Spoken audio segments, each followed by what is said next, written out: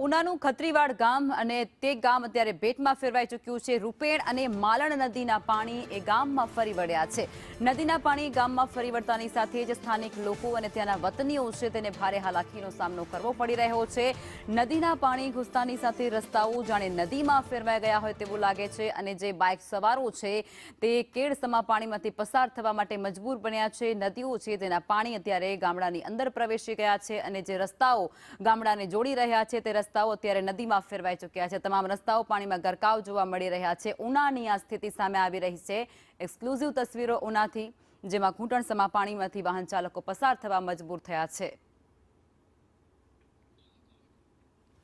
તો ત્યારે રાજ્યભરમાં કમોસમી વરસાદ વરસી રહ્યો છે। ખાસ કરી ઉનામાં પણ અત્યારે કમોસમી વરસાદે દસ્તક દીધી છે અને ત્યાંના જે વતનીઓ છે, ત્યાંના સ્થાનિક લોકો છે, ખેડૂતો છે, તેની ચિંતા આ વરસાદે વધારી દીધી છે। વરસાદ વરસતાની સાથે જ નદીઓ છે તે ફરી એકવાર બે કાંઠે વહેવા લાગી છે અને નદીઓનો જે પ્રવાહ છે, જે પ્રવહેણ છે તે અત્યારે ગામડાઓની અંદર પ્રવેશી રહ્યો છે।